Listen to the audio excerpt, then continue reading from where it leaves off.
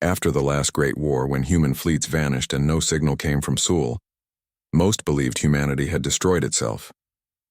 The Galactic Council, made of hundreds of alien races, finally closed the record on Earth. They marked it as abandoned and forbade any ship from entering the Sol system. To many aliens, humans were only a memory, stories told to warn young cadets about the dangers of ambition. They were clever, the elders said, but reckless. They built weapons before they built peace. And so the galaxy moved on. New alliances formed, new colonies grew, and Earth became a ghost world. Silent, empty, forgotten. Then one quiet cycle, everything changed. At the edge of the Orion sector, a small listening post belonging to the Varn Dominion picked up a strange signal. The operator, a young alien technician named Sileth, frowned at his console. The transmission looked ancient, like it came from an old Terran code format no one used anymore. He called to his commander. "Sir, I think this signal is from Earth." The older officer laughed. "Impossible. Earth has been dead for centuries." But Sileth replayed the sound, and through the static came a short, powerful voice. The tone was calm but cold, the kind of voice that carried both sadness and strength. The message repeated every 10 seconds. "You have sealed your fate. Earth out." The commander's smile faded. "Send it to Central Command," he ordered quietly. Within hours, the message spread like fire. Every major civilization, Krell, Zynar, Thaler, Varn, received the same transmission. No one understood what it meant. Some said it was a prank. Others said it was a trick. But deep inside, the oldest species in the galaxy remembered the last time Earth had spoken in that tone, right before the human defense fleets had burned through half the Orion arm to stop the Zynar invasion. Meetings began across the galaxy. The Galactic Council gathered for the first time in 50 years. Inside the silver halls of the Council Tower, thousands of alien representatives floated, hovered, or stood around a glowing sphere that showed Earth's position. "The message could be a leftover echo," said one scientist, "a recording bouncing through the void. Or it could be a threat," said another. "If humans have returned, we must act fast." The High Speaker of the Council, an ancient being made of crystal and light, finally spoke. "Prepare a peace probe. If Earth truly lives, we will confirm it peacefully." But the peace probe never arrived. 3 days later, the ship disappeared near Jupiter's orbit. No distress signal, no trace. Only a silent void where its beacon had been. Across the galaxy, fear started to bloom. Traders whispered that their navigation systems glitched when they passed near Sol.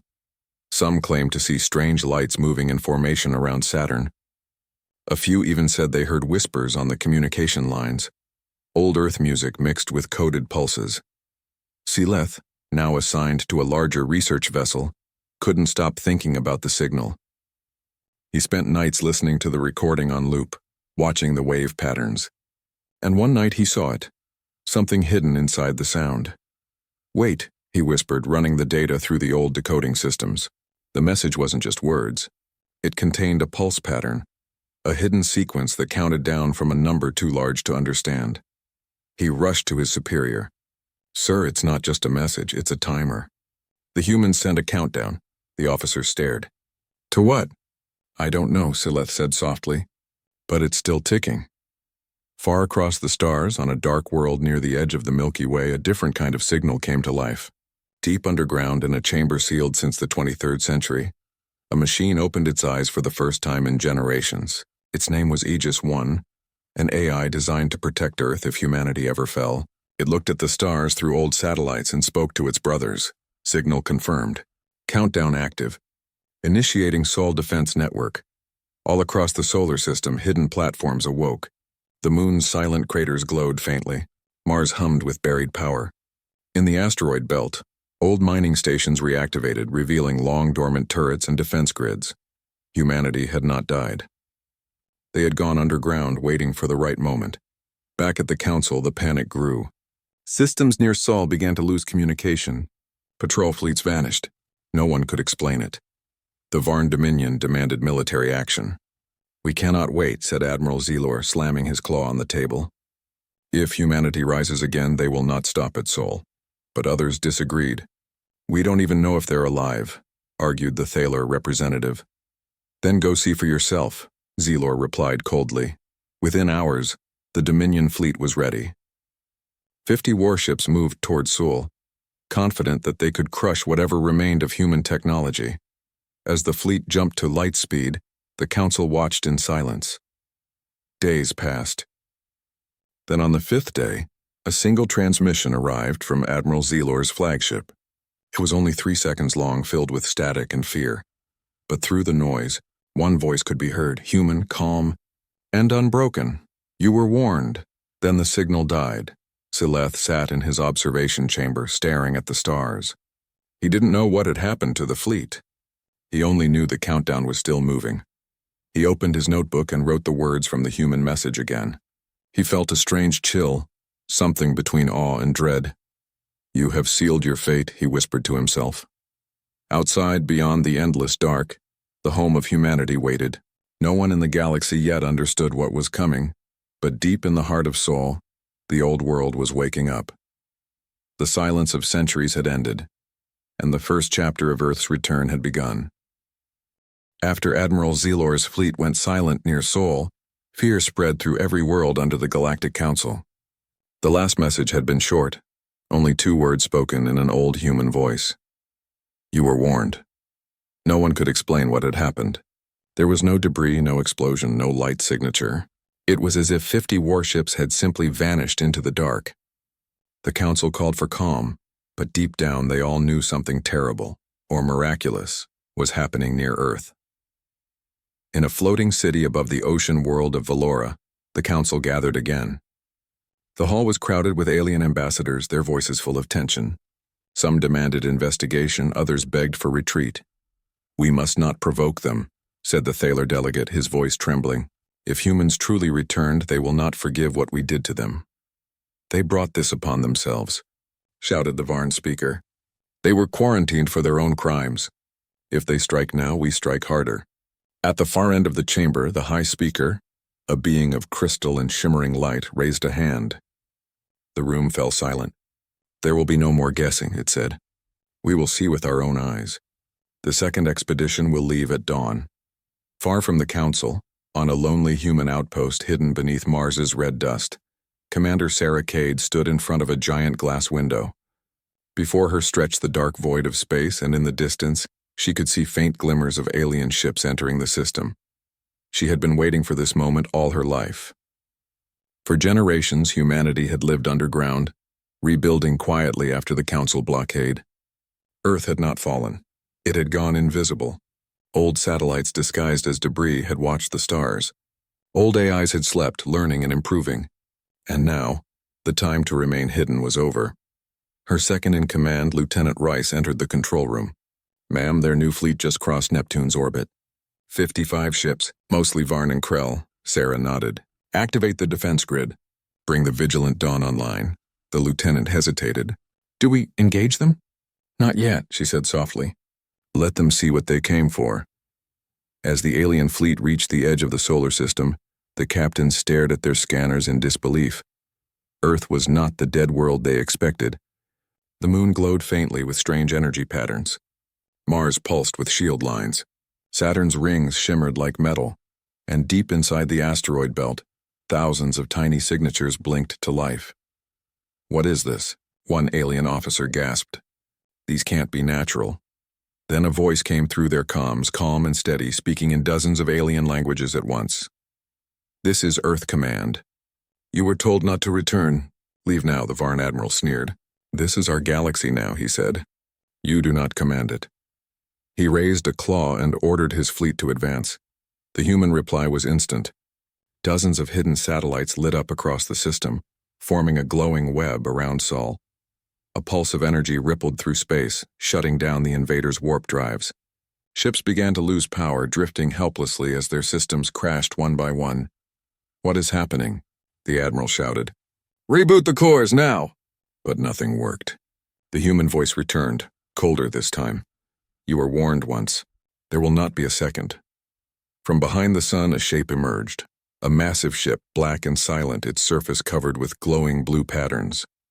The flagship of the Terran Defense Union, Vigilant Dawn, Commander Sarah Cade stood at its bridge, her eyes calm but firm. "They think we're ghosts," she said. Let's remind them we're human. The first shot fired from the Vigilant Dawn wasn't a weapon. It was a beam of light, a coded transmission sent across every frequency. It replayed the message the galaxy had heard before. You have sealed your fate. Then the real strike began. Kinetic lances ripped through the alien formation like lightning. The Varn flagship broke in half, vanishing in a storm of debris. The other ships tried to scatter, but magnetic mines detonated around them, forcing them toward Earth's defense grid. Inside the alien command ship, Admiral Threx of the Krell species stared at his screen in disbelief. How can this be? He muttered. Their technology? It's centuries ahead of ours. He turned to his crew. We must send this information back to the Council. But the communication lines were already jammed. A single human AI appeared on their screens, a glowing blue figure with no face, only two bright eyes. You tried to erase humanity, the AI said. You erased your own safety instead. Then, one by one, the alien ships vanished from radar. Some were destroyed, others captured. A few were allowed to retreat, carrying only fragments of the story back to the galaxy. When the first survivors returned to the Council worlds, panic followed. Their ships were half broken, their crews silent and pale. The few who spoke repeated the same words again and again. They're back, one alien whispered. The humans are back. News spread faster than light. On every world, beings gathered around holoscreens showing Earth's blue glow. The Council tried to hide the truth, but the broadcast leaked. Everywhere, old legends about humanity returned. The warriors who fought when no one else would. The engineers who turned dust into power. The species that never gave up. In bars, markets, and schools, aliens whispered in fear and wonder. Maybe they never died. Maybe they were watching us. Maybe we were wrong. And they were right. Back on Mars, Commander Cade stood beside a large viewing window as her fleet moved silently through the sky. She watched the last alien ship jump away. Lieutenant Rice turned to her. We've won the first battle, ma'am. What are your orders? Sarah's expression stayed calm. We wait. For what? He asked. For them to realize it's not a war, she said. It's a warning. We won't attack unless they force us. But if they come again... She looked out toward the stars, her voice quiet but strong. We will not hide anymore. Behind her, the ship's systems glowed softly. The humans had survived. They had rebuilt, and now they were stronger than anyone had imagined. In a distant sector, the young alien technician Seleth, who had discovered the original message, stared at the new transmissions coming from Sol. The images showed massive human ships, glowing blue lines across the solar system, and one unmistakable phrase stamped in the communication logs. Humanity stands. He whispered to himself, half in fear, half in awe. They were never gone, and somewhere deep in the dark, the human AIs that guarded Earth began to hum quietly, their voices merging into one chorus that echoed through the network. Phase 2. Protection. Awaiting Commander's order, the galaxy had tried to erase Earth from history. Now Earth was writing its own future, one that would change everything. The news of Earth's return spread across the galaxy like wildfire. Every planet, every space station, every species whispered the same fearful sentence. The humans are back. The Galactic Council was in chaos. Some members wanted peace. Others demanded another attack. But no one truly understood what had happened at Sol. The fleets that went there had vanished without a trace. The few that escaped came back with stories too strange to believe. Giant invisible ships, weapons that bent light, and a voice that spoke through every frequency at once. You have sealed your fate. Inside the great hall of the Council Tower, panic filled the air. Holographic screens showed the destroyed remains of the Varn ships. Broken metal floated near Mars, glowing softly against the dark sky. High Speaker Varen, the being of crystal and light, stood before the crowd. Order must return, he said. If we lose control, the galaxy will fall into fear. We must contact Earth before this becomes a war we cannot win. But before they could send another signal, something new appeared on every communication network. A single broadcast from Sol. A woman in a dark uniform stood against the background of stars. Her voice was calm, clear, and filled with quiet strength. This is Commander Sarah Cade of the Terran Defense Union, she said. We did not start this. We asked for peace centuries ago. You chose silence. You chose fear. And now the consequences have arrived. She looked straight into the camera as if she were speaking to every living creature in the galaxy. Humanity does not seek war, but we will not kneel again. Then the broadcast ended, replaced by a symbol no one had seen before, a glowing blue circle with 3 stars inside it. Beneath it, words appeared in every language. Earth stands united. Across the galaxy, the message was received with mixed emotions. Some saw hope, proof that humans could be reasoned with. Others saw danger, the rise of a new power that could end them all. In secret, the Council prepared a final measure. They called it Project Celestine, a massive alliance fleet of over 200 ships combining the weapons of the strongest empires. Their goal was simple: surround Earth and force surrender. Admiral Threx of the Krell was chosen to lead it. He had seen humans before during the old wars. He knew what they could do, yet his orders were clear. Bring Earth under control or destroy it. As the massive fleet moved towards Seoul, space itself seemed to tremble. Thousands of engines burned blue, cutting through the dark. The Council watched proudly, believing that this show of strength would make the humans bow. But humanity had prepared for this moment long ago. In the command room of the Vigilant Dawn, Commander Cade watched the alien fleet enter the system. Her officers stood ready, calm but focused. Lieutenant Rice looked at the readings. 200 ships, ma'am. That's more than we've ever faced. Sarah nodded slowly. Then we'll show them what Earth really built.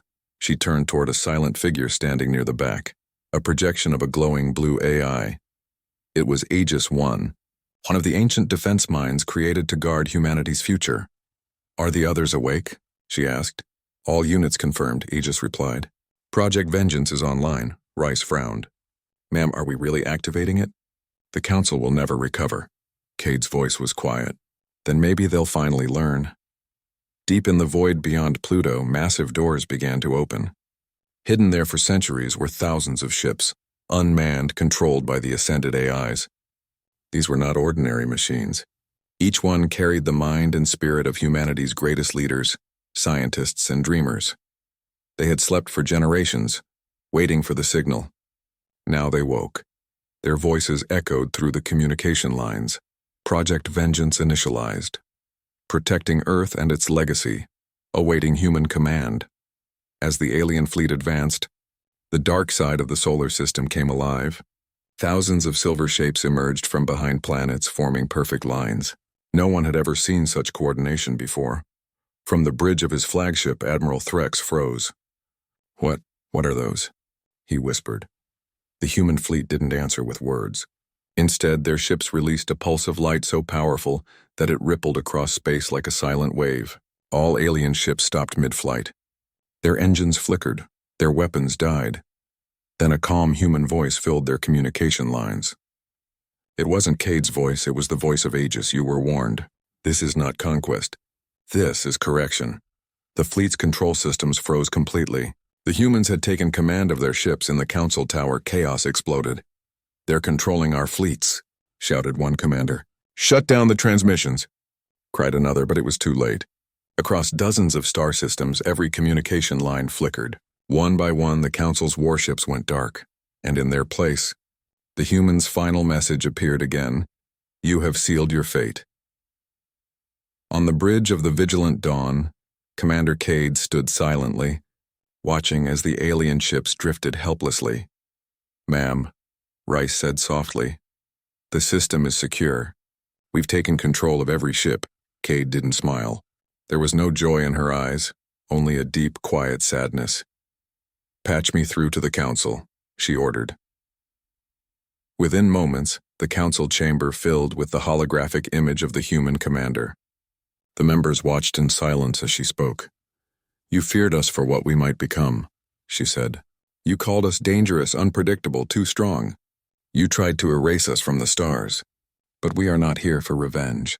We are here to end the cycle of fear. She paused, letting her words echo through the hall. The galaxy must learn balance. No species will rule the others. Not anymore. The high speaker's voice trembled. What will you do with us? Cade's gaze softened slightly. We will not destroy you, but you will remember this day. Humanity will no longer hide. Earth will stand free. And if you ever raise arms against us again, you will find the stars themselves standing in our defense." With that, the transmission ended.